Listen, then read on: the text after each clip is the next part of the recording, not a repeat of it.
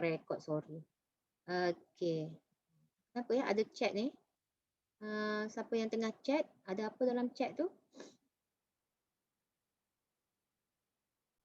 Ada apa ya? Tak nak rekod. Itulah pasal. Terima kasih sebab ingatkan saya. Okey, terima kasih Arif. Itulah saya pun rasa macam ada benda tak buat. Dah tua. Okey, kita sambung balik. Okey, mana tadi share screen? Baik, okey.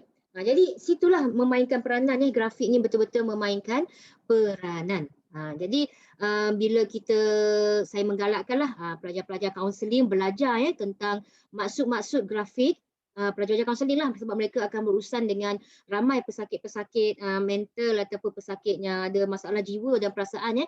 Cuba belajar dengan sedalam-dalamnya apa makna lukisan-lukisan yang biasa dilukis berdasarkan umur mereka, berdasarkan latar belakang mereka, berdasarkan masalah mereka. Memang ada maksud. Okey, saya tak belajar semua tu, cuma saya belajar dululah kemahiran pengendalian emosi waktu saya kat universiti dulu, dan juga saya minatlah tengok cerita-cerita drama-drama yang berkaitan dengan thriller, okey, psikopat, membunuh dan sebagainya tu. Jadi kita bukan belajar nak bunuh orang, tak, kita belajar psikologi dia. Dia nampak untuk mangsa-mangsa saya kena bincang ni sebab benda ni berkaitan dengan kemahiran berfikir ni. Okey, mangsa-mangsa rogol, mangsa-mangsa orang kata sumbang mahram ataupun mangsa khalwat, okey, khalwat pula, mangsa liwat. Mereka ni sebenarnya mempunyai masalah jangka masa panjang jangka masa panjang. Sekali je dirogol tetapi kesan jangka masa panjang. Okey. Jadi mereka ni kadang-kadang kita treat dia. Treat pun kadang-kadang kita treat dia dengan biasakan bagi mereka melukis, biar mereka luah dalam lukisan. Kadang bila suruh mereka cakap, mereka tak boleh cakap.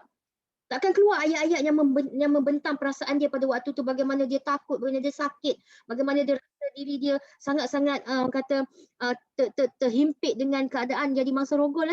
Sampaikan mereka nak keluar rumah pun takut dengan kata-kata tomahan orang dan sebagainya. Okey, kadang yang lebih teruk ialah mereka dirogol oleh ahli keluarga sendiri, ayah sendiri, datuk sendiri, bapa saudara sendiri.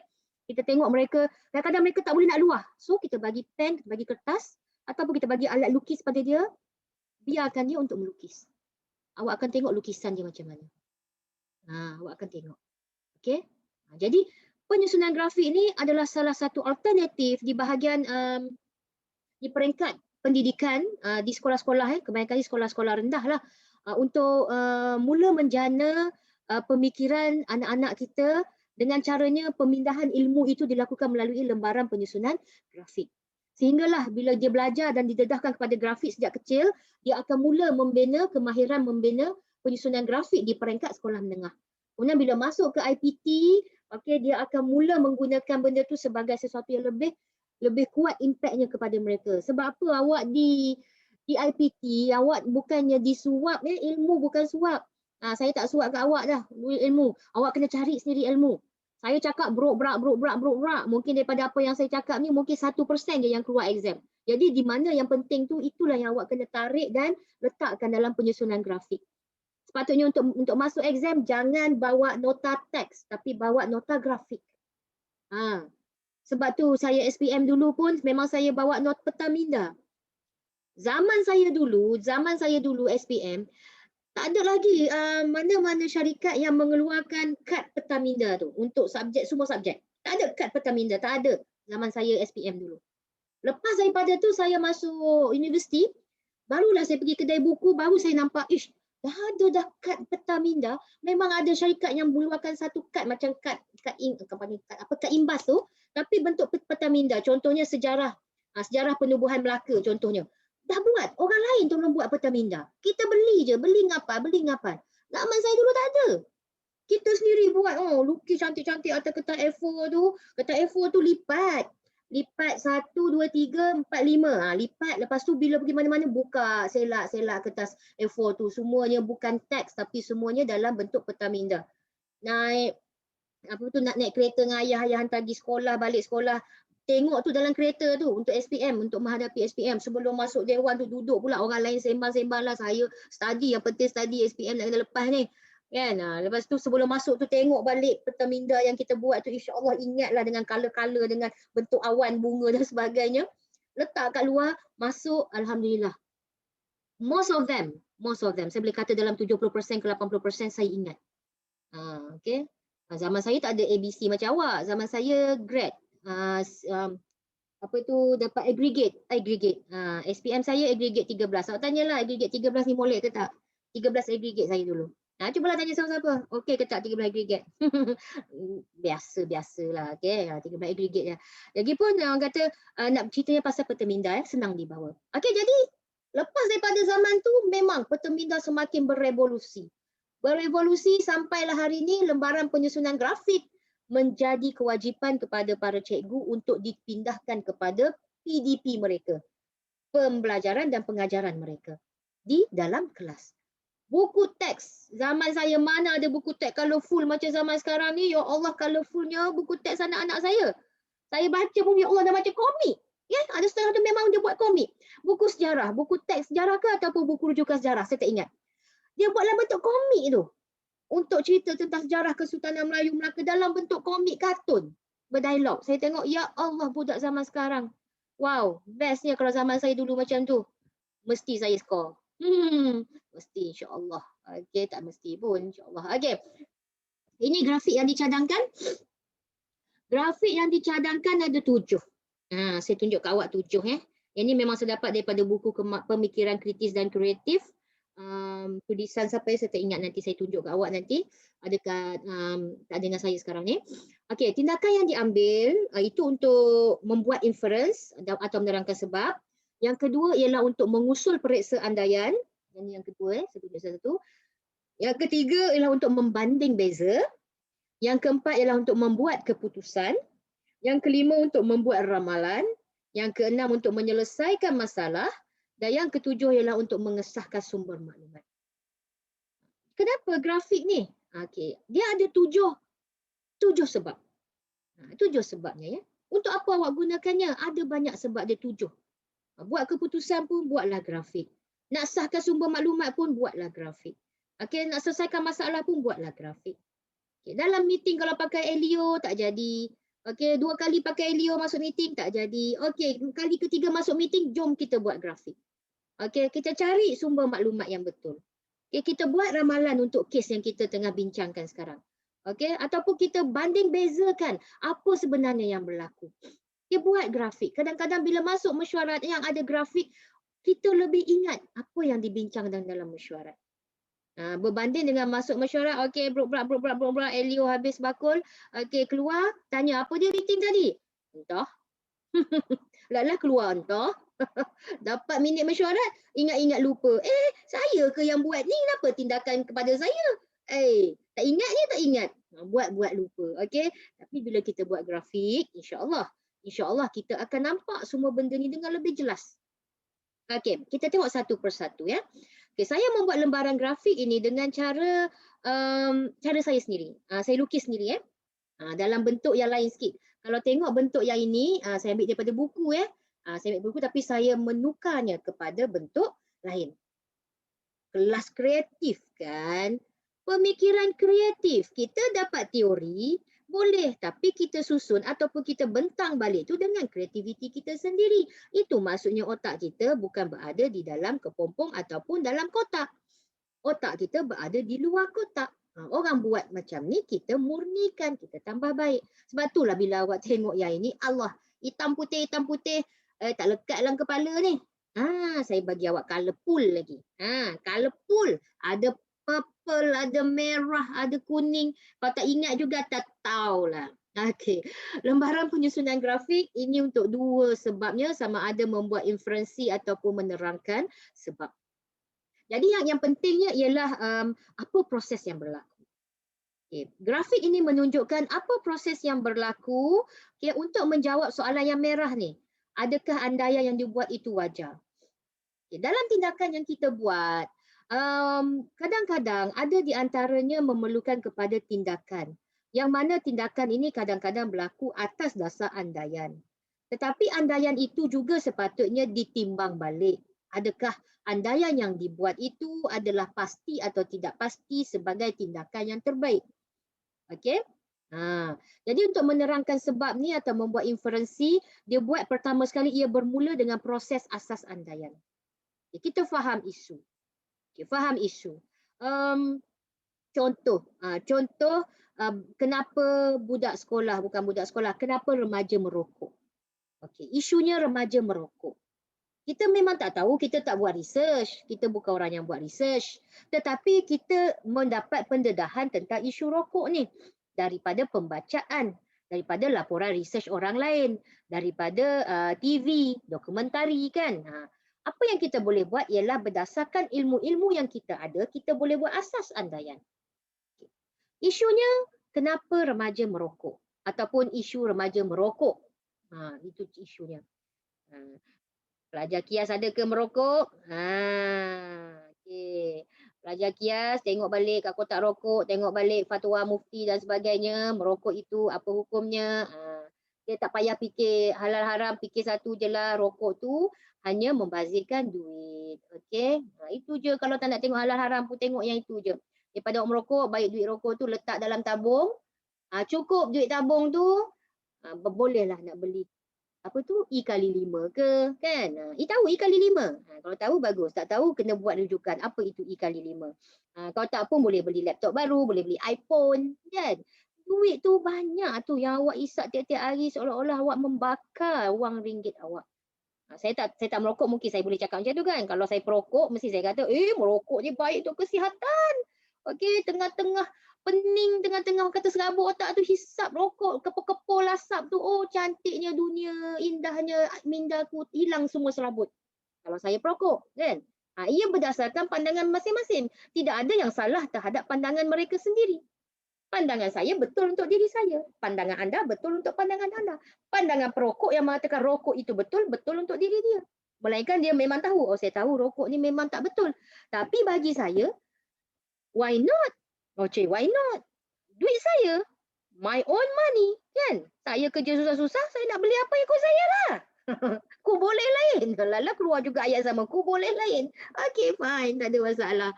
Okay, jadi lebaran penyusunan grafik ini bila awak buat macam ni, awak akan nampak proses dia ialah proses daripada sama ada atas ke bawah ataupun kiri ke kanan lah.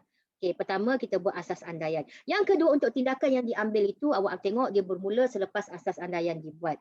Okey, tindakan yang diambil hanya selepas andaian yang dibuat itu diproses. Okey, tindakan yang patut diambil. Kita ada banyak pilihan. Contoh saya bagi 5 pilihan. Okey, pelajar merokok, generasi muda merokok. Jadi pilihan satu ialah kenapa? Kalau awak nak cari sebab kenapa, awak fokus kepada faktor dia. Kalau nak cari jalan penyelesaian, awak cari jalan penyelesaian dia. Okey, kita nak cari jalan penyelesaian lah terhadap isu merokok ni. Pilihan satu. Pilihan satu apa?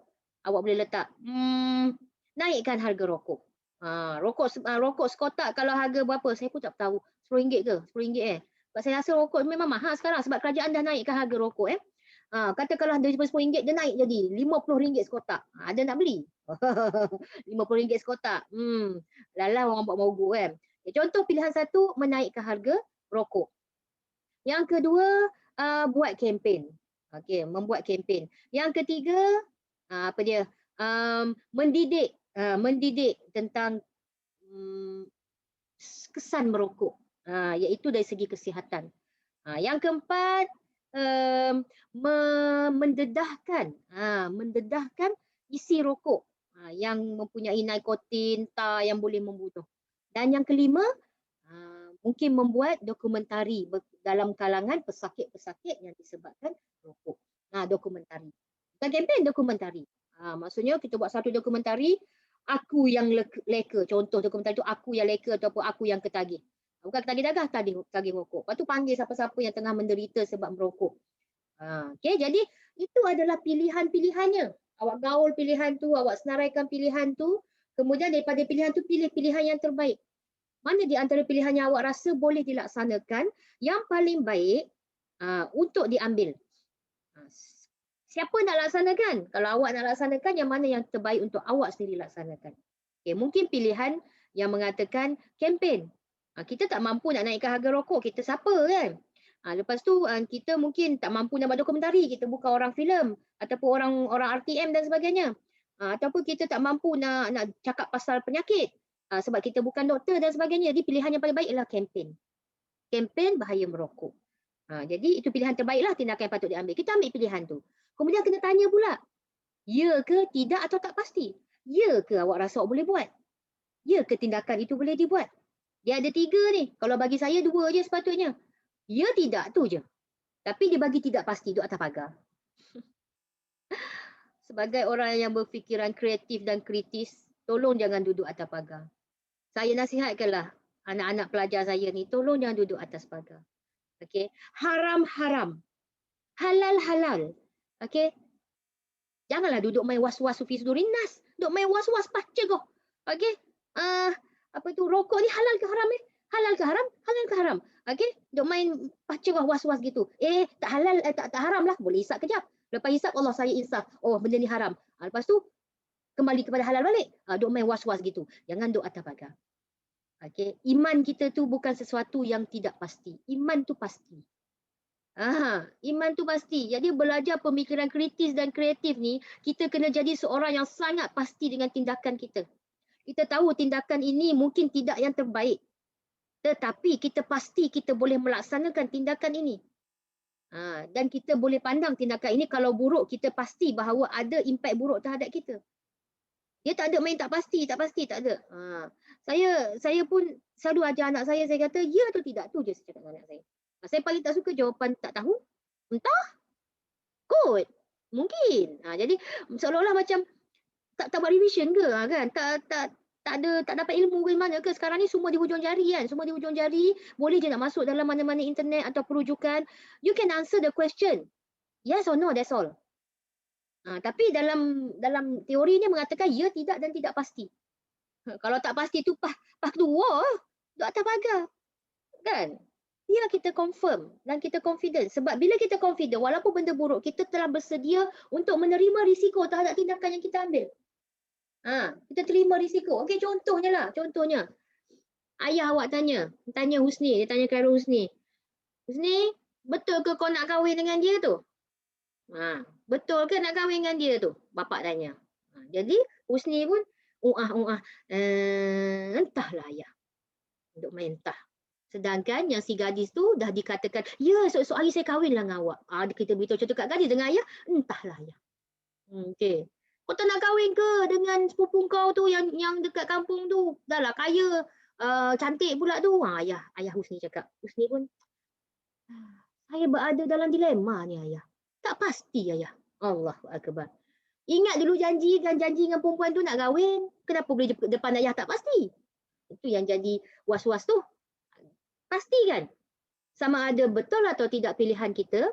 Okay? Tapi kita berada di atas satu kepastian. Kalau kita pasti benda tu yang terbaik, kita akan usaha yang terbaik.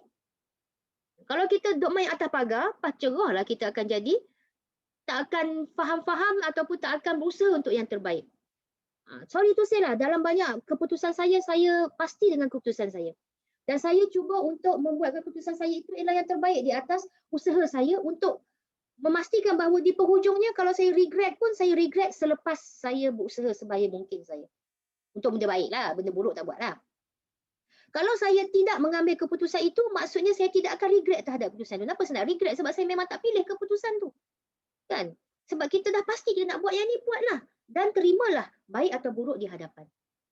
Selepas kita pertimbangkan pilihan tadi. Ni lembaran penyusunan grafik ni. Dia ajar ni.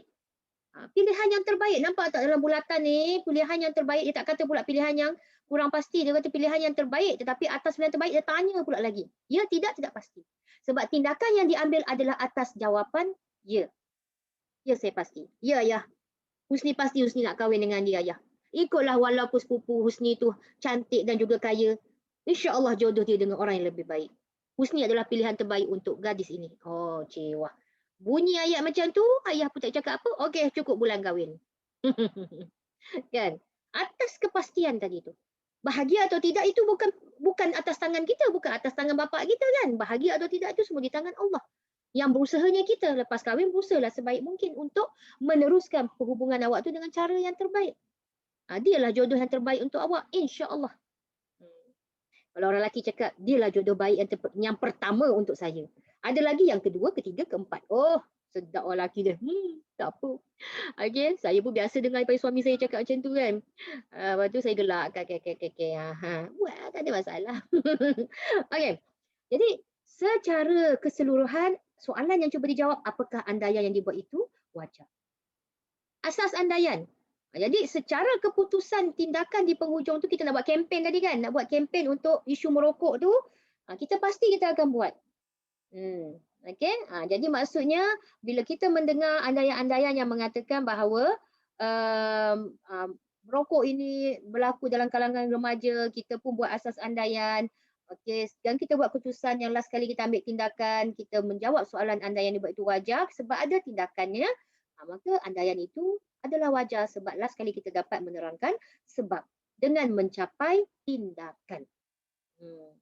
Okey, jadi dalam hidup ni jangan biarkan sesuatu itu tergantung. Buatlah tindakan yang terbaik. Itu yang pertama. Yang kedua, banyaklah pula benda atas ni. Kita tengok sikit ada apa chat ni. Sudah. Gapo sudah? Husni lah ni. Okey. Okey, sorry. Model jadi model ni, model artis gitu. Okey, yang ini ialah untuk lembaran penyusunan grafik, mengusul periksa andaian atau membuat ramalan atau mengesahkan sumber maklumat. Boleh buat ramalan, boleh. Kita bukan jadi Tuhan, kita meramal perkara yang kita nak buat dengan caranya istilahnya membuat perancangan. Okey, kita periksa andaian. Andai kata saya tidak belajar betul-betul, markah saya mungkin rendah untuk final exam ni. Andai kata saya tak faham apa yang puan ajar hari ni, keluar soalan yang sama, pasti saya tak boleh jawab. Kita membuat andaian, tak ada masalah. Saya ada RM10 sekarang. RM10 saya lapar. Andai kata saya pergi McDonald, RM10 tak lepas. Andai kata saya pergi KFC, dapat makan ayam tak kenyang. Okey, andai kata saya pergi kedai mana ya? Kedai nasi kukus. Insya-Allah saya kenyang. Okay. Sebab tu dalam Islam ada istilah insya-Allah. Okey. Insya-Allah ni ialah dengan izin Allah saya akan berusaha ke arahnya. Bukannya insya-Allah tu maksudnya tak nak buat. Okey. Okey you guys, baca nota malam ni. Insya-Allah puan, insya-Allah berjejek, insya-Allah insya-Allah. Tu esoknya saya tanya, baca tak nota? Tak baca puan. Okey. Di mana letaknya kekuatan insya-Allah?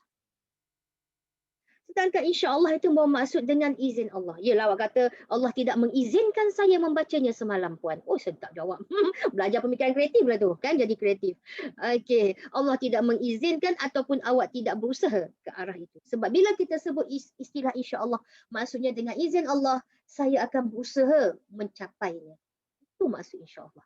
Kalau kita betul-betul Muslim, kita nak sebut insya-Allah tu bukan senang-senang di hujung lidah. Kita nak sebut insya-Allah tu payah dengan memikirkan, kita buat andaian. Allah, kalau aku sebut insya-Allah sekarang maksudnya aku kena berusaha. Mampukah aku berusaha sampai ke tidak matlamat untuk aku mencapainya? Kalau rasa tak boleh, jangan sebut insya-Allah. Cakaplah, minta maaf. Saya tak mampu. Habis cerita, orang pun tak berharap. Kita pun tak payah nak orang kata nak tanggung dosa atas istilah insya-Allah tadi. Ungkapan insya-Allah. Kan?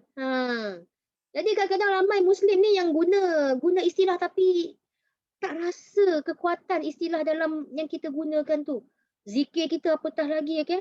Subhanallah, Alhamdulillah, Allahu Akbar. 3 tu yang bunyinya macam biasa-biasa je. Tapi sebenarnya maksud dia, ya Allahu Akbar. Bukan sekadar perkataan ya. Kalau kita betul-betul faham sebagai seorang Muslim. Saya tak layak untuk cakap pasal ni sebab saya mengajar kemahiran berfikir. Bukannya saya mengajar ustazah, saya bukan ustazah. Jadi ada yang mempersoalkan, siapa pula puan ni nak cakap pasal perkara ni kan? Dia bukan ustazah pun. Okey, saya faham siapa diri saya. Baik, kita teruskan. Okey, lembaran penyusunan grafik. Mengusul periksa andaian dan membuat ramalan dan mengesahkan sumber maklumat. Kenapa? Okey, bagaimana caranya? Saya buat kat situ sebabnya mingkun. Allah, salah typo ni. Bukan sebab yang mingkun. Mingkun tu bahasa Korea tu kot. Sebab yang mungkin. Sebab yang mungkin. Okay, jadi untuk proses yang pertama, untuk lembaran penyusunan grafik ini sebenarnya ialah sebab yang mungkin. Pertama kita cari. Sebab mungkin yang kedua dan sebab mungkin yang ketiga. Okay. Sebab apa? Untuk lembaran penyusunan grafik ini ialah kita nak periksa andaian. Kita nak buat ramalan. Kita nak sahkan sumber maklumat. Jadi mesti ada kemungkinan sebab kita tak tahu. Kita tak sahkan lagi, kita cuba nak mengesahkan. Dan kita nak buat ramalan kan. Jadi sebab mungkin yang pertama, sebab mungkin yang kedua, sebab mungkin yang ketiga. Contohnya, contoh. Contoh. Siapa lagi awak ni? Suka nak petik nama kan? Apalah puan ni. Sekarang petang ni puan ada perasaan nak petik nama orang. Contohnya Zafri. Zafri dengar Dini nak berhenti daripada belajar di KIAS. Sebab tak tahu. Sebab tak tahu. Tapi Zafri punyalah semangat nak tahu. Cumanya dia tak kontak Dini. Apa yang dia akan buat? Zafri akan memberi sebab-sebab yang mungkin. Sebab dia kenal Dini ni. Dia kenal Dini. Pertama, sebab yang mungkin Dini nak berhenti belajar sebab dia nak kahwin. Tak ada masa nak dengar puan mengajar ni dalam kelas sebabnya Dini nak kahwin. Contoh. Sebab mungkin yang pertama. Sebab yang kedua, kenapa Dini nak berhenti? Zafri cakap, dia buat satu andaian. Ialah kerana Dini nak berpindah universiti. Nak pindah masuk universiti lain daripada KIAS masuk universiti terus. Sebab dia ada STAM ke, dia ada STPM kan. Tak nak proceed dengan diploma dan sebagainya, terus masuk universiti. Wah, hebat. Atau sebab yang ketiga. Sebab yang ketiga, Zafri semalam kan baru gaduh dengan Dini. Zafri pun kata, sebab akulah ni dia nak berhenti. Ada 3 sebabnya mungkin. Jadi bukti sebenar apa yang perlu kita lihat ialah kita dapat mencari bukti yang sebenar dengan cara kita membuat penilaian bukti. Ada plus minus juga. Bukti yang menyokong. Apakah bukti-bukti yang menyokong sebab Dini nak kahwin? Apa bukti-bukti yang menyokong sebab Dini nak pindah universiti? Apa bukti-bukti yang mengatakan Dini nak pindah sebab gaduh dengan Zafri? Menyokong. Atau tidak menyokong? Atau neutral? Ataupun tak ada bukti? Tak ada bukti jangan follow lah. Jadi adakah sebab ini Dini nak berhenti daripada KIAS? Mungkin, tidak pasti. Dok main tak pasti pula. Janganlah tak pasti Pastikanlah. Dia ada 2 je. Mungkin atau tidak mungkin. Mungkin betul Dini nak kahwin. Sebab tu dia nak berhenti ni, Zafri cakap. Sebab hari tu Dini ada cakap. Family dia dah uruskan urusan untuk pergi meminang sepupu dia. Contoh. Jadi ataupun tak mungkin Dini nak kahwin. Dini tak ada cakap pun apa-apa selama ni dia nak kahwin ke apa, tak ada lah. Tak mungkin. Jadi boleh keluarkanlah kalau tak mungkin. Sebab yang kedua, dapat tawaran daripada universiti lain. Hari tu adalah Dini cakap dia minta dekat UKM lah. Dapat kot dekat UKM tu. Tak mungkin. Tak mungkin. Dini tak ada minta mana-mana. Dia kata KIAS pilihan di hati. KIAS yang terbaik. Jadi Dini memang nak jadi warga KIAS sampai bila-bila. Alhamdulillah. Jadi tak mungkin tak mungkin. Sebab yang ketiga. Mungkin Dini marah dengan aku semalam kot. Sebabnya dia pesan beli ikan keli bakar. Ikan keli bakar aku tak beli. Aku beli ayam bakar kat dia. Ikan keli bakar aku beli juga untuk aku je. Lepas tu aku makan ikan keli depan dia. Dia marah masa tu kot. Ataupun, tak mungkinlah Dini marah. Kita orang best friend. Best friend macam ni. Kancing kita diorang ni. Apa hal pula dia nak marah-marah? Tak mungkinlah dia marah. Jadi apa sebenar pilihan yang terbaik? Jadi kalau kita tak boleh nak mendapatkan sumber maklumat, awak cari Dini tak jumpa dan sebagainya, ini adalah di antara penilaian bukti. Jadi bila penilaian bukti ni kita boleh buat andaian, apa sekalipun di penghujungnya jangan bergantung kepada andaian, jangan bergantung kepada ramalan. Kita kena dapatkan sumber maklumat yang paling-paling tepat. Jadi kalau ada andaian yang berasas, tidak ada masalah kita mengikut andaian yang berasas itu. Contohnya eksperimen dalam sains. Eksperimen dalam sains kebanyakannya adalah eksperimen yang cuba membuktikan teori. Jadi mereka membuat andaian dan membuat ramalan. Teori-teori adalah daripada sumber maklumat yang sah. Cuma mereka perlu membuat eksperimen untuk membuktikan bahawa teori itu sah. Ada satu je teori dalam banyak-banyak yang bagi saya sampai hari ini masih belum dibuktikan eksperimen ke atasnya berjaya. Iaitu teori teleport. Zaman saya dulu difilmkan dalam cerita Star Trek. Star Trek. Kapal angkasa ni Dia boleh memindahkan orang daripada kapal angkasa A ke kapal angkasa B dengan cara dia hilang daripada kapal angkasa A, dia muncul di kapal angkasa B. Dia macam teori mesin fax.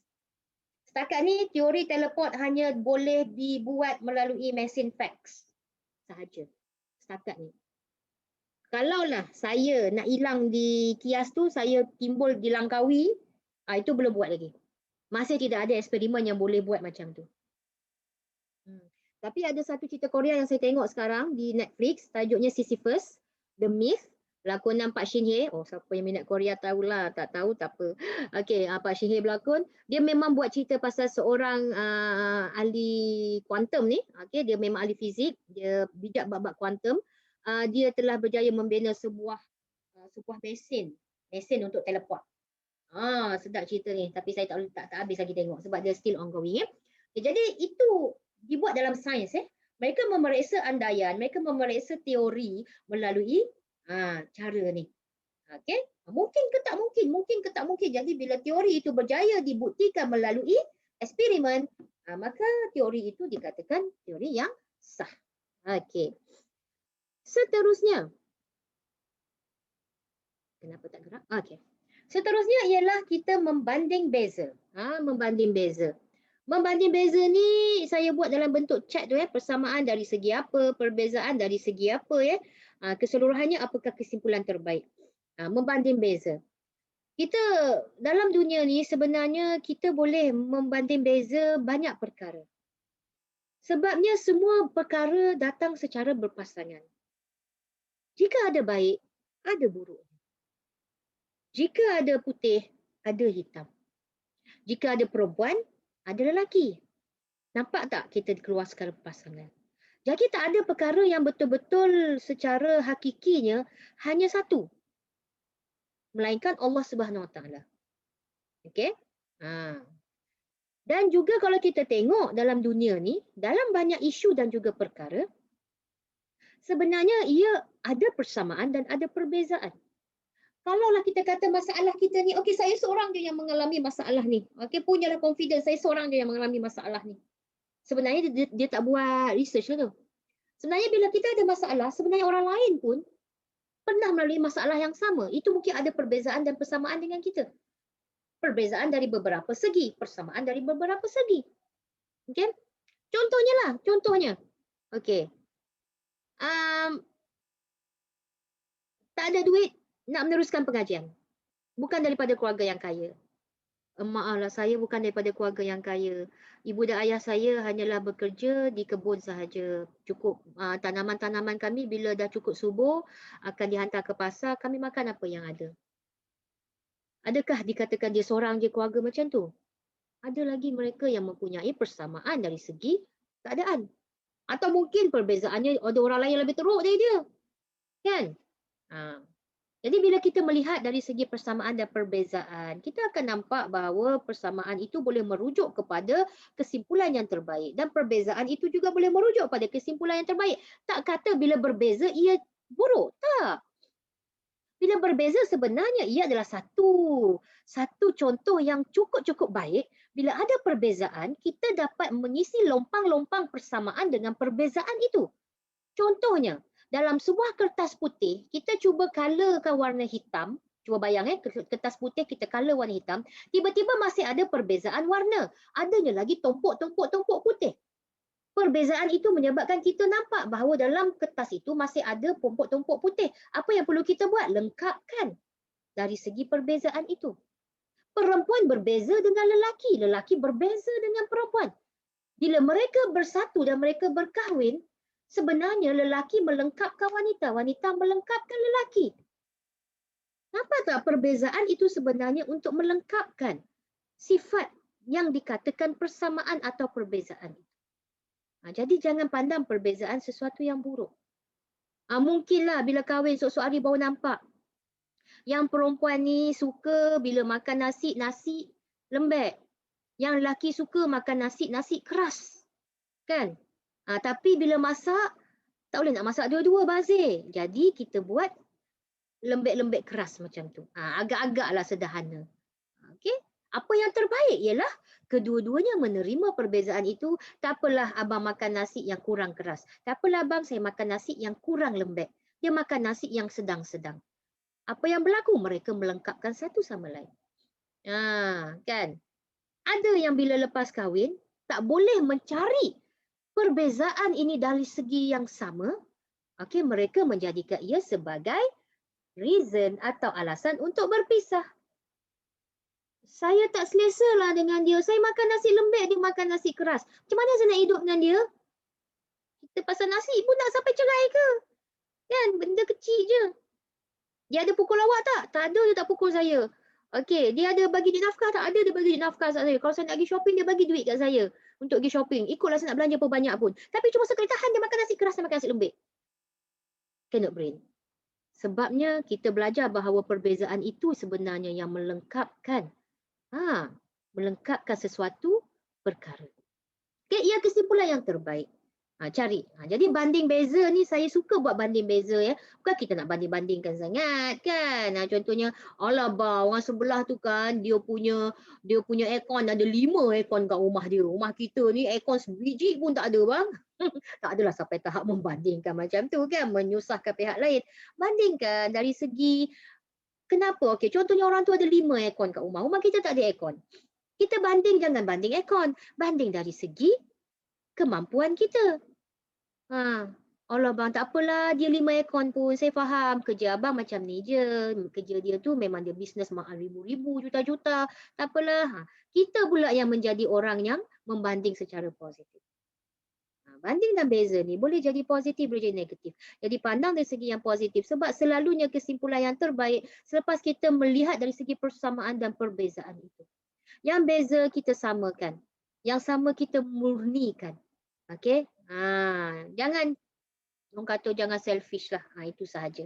Bila berbeza jangan anggap perbezaan aku dan kamu, aku lebih hebat daripada kamu. Okey, aku duduk rumah aircon 5, kamu tak ada aircon. Okey, jadi perbezaan kita ialah aku kaya, kamu miskin. Itu adalah satu perkara yang negatif. Tetapi, okey kamu duduk rumah tak ada aircon, aku ada rumah 5 aircon, tak apa, cakap. Nak aircon satu tak? Kan? Kita dah tahu perbezaan kita lebih kaya dari dia, bagilah sedekah satu aircon. Dapat pahala dari segi perbezaan itu kan? Itu contoh, tak kata siapa-siapa. Okey, membuat keputusan. Okey, nampak macam road map kan? Road map ni perjalanan nak beritahunya untuk membuat keputusan daripada atas ke bawah. Untuk buat satu keputusan itu, ia ada satu peringkat jalan yang kita jalan. Pertama ialah kita cuba membuat pilihan. Apa yang boleh saya buat? Pilihan 1, pilihan 2, pilihan 3, pilihan 4 dan pilihan 5. Ada 5 pilihan yang boleh saya buat untuk membuat keputusan. Kemudian apakah pilihan saya daripada 5 pilihan? Dalam hidup ni pasti akan ada satu pilihan yang nyata untuk kita. Contohnya, contoh lagi. Allahu Akbar. Okey, contohnya anda diberi pilihan untuk sama ada kahwin dengan Anita, Ani, Rosnani, apa tu lagi, Halimah ataupun Zalika. Awak nak kahwin dengan siapa? Wah, ada 5 tu, ada 5 nak. Tak apa saya ambil 4, satu tu saya tak nak. Ambil 4 terus. Kan ada kuota kan. Susah. Ya, jadi pilihannya bila buat pilihan, apa yang anda kena lihat sebelum anda membuat pilihan? Pilihannya lihat apa kesannya. Kalau saya ambil Zalika, apa kesannya? Kalau saya ambil Rosnah, apa kesannya? Kalau saya ambil Halimah, apa kesannya? Positif ataupun negatif? Kalau anda boleh pandang daripada segi kesan sebelum anda membuat pilihan, bukan selepas sebelum buat pilihan dah nampak kesan, insya-Allah anda akan dapat membuat keputusan yang terbaik. Lalui perjalanan yang panjang untuk membuat keputusan tak apa. Kalaulah anda ada 5 pilihan, masih lagi tak boleh memandang kesan, tak nampaklah kesan sebab saya nampak kelima-limanya bagus untuk saya. Okey, contoh. Kita masih ada Tuhan. Istikharahlah. Okey, kalau perlu setiap malam istikharahlah sehingga mendapat jawapan yang pasti. Ingat jangan duduk atas pagar. Seumur saya cakap jangan duduk atas pagar. Pergi sama ada, walaupun ada 5 pilihan pasti ada satu yang terbaik untuk kita. Bila kita lihat macam ni, kita akan tahu bahawa walaupun perjalanan untuk membuat keputusan itu adalah panjang, tapi keputusan saya adalah yang terbaik. Okey. Dan yang terakhir ialah untuk menyelesaikan masalah. Okey, saya buat macam seolah-olah tumbuhnya bunga ataupun daun ni, dia ada punca masalah daripada akarnya, berakar umbi daripada apa? Kemudian banyak masalah tu, tumbuhnya daun-daun. Okey, fahami isu tu, tengok daun tu satu demi satu, fahami isu. Kemudian cara mengatasinya, lihat kepada kebaikan dan keburukannya. Pucuk tu menghala ke arah lampu ke, menghala ke arah matahari ke, menghala ke arah tanah ke. Okey, kebaikan dan keburukan itu perlu dilihat. Kemudian pilihlah penyelesaian yang terbaik, bab bunga yang memekar. Wah, saya berpuitis sikit petang ni. Takut awak ngantuk. Okey, jadi bila bunga itu memekar, itulah keputusan dan penyelesaian yang terbaik. Pasti ada. Mustahil tidak ada penyelesaian yang terbaik. Setengah-setengah individu yang tidak mampu melihat kepada penyelesaian yang terbaik akan memandang penyelesaian terbaik. Penyelesaian yang terburuk itu adalah yang terbaik untuk diri dia. Contohnya, mereka membunuh diri dengan menganggap itu penyelesaian yang terbaik. Sedangkan masih ada jalan-jalan penyelesaian lain yang perlu anda fahami isunya dahulu sebelum anda membuat penyelesaian itu. Okey, tolong pandang lebih jauh. Anda adalah pelajar pemikiran kreatif.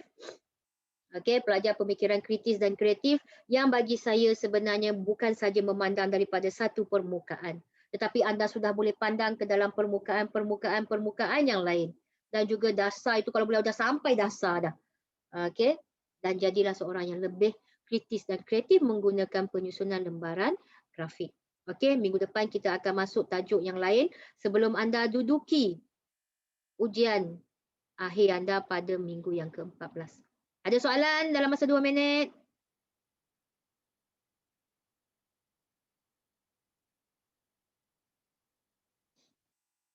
Tak ada puan. Okay, tak ada. Terima kasih banyak-banyak sebab memberikan tumpuan ketika saya mengajar. Okey. Puan, Ya. nak tanya, ada 1 minit lagi. Ha. Kiranya minggu depan tu kan last tajuk. Kiranya nanti final daripada mula minggu pertama sampai minggu depan tu yang tulah masuk untuk final. Ya, betul. Okey. Okay, terima kasih sebab bertanya. Bagus untuk buat persediaan. Okey, itu saja daripada saya. Sesungguhnya yang baik itu daripada Allah Subhanahu Wa Taala. Sesungguhnya ilham-ilham daripada Allah Subhanahu Wa Taala yang baik-baik, yang buruk tu daripada kelemahan saya lah selaku insan. Saya sekadar berkongsi pengalaman dan juga ilmu yang ada. Kalau kurang tu saya minta maaf. Kita sama-sama perbaiki untuk membina jati diri yang lebih baik. Okey. Saya jumpa anda lagi minggu depan insya-Allah. Jangan lupa isi borang kehadiran. Siapa yang tak ada lagi borang kehadiran ni? Sekejap. Saya paste balik. Okey, itu klik terus. Itu saja daripada saya. Wabillahi taufiq wal hidayah. Assalamualaikum warahmatullahi wabarakatuh. Jaga diri baik-baik. Covid masih ada. Waalaikumsalam puan. Terima kasih. Terima kasih.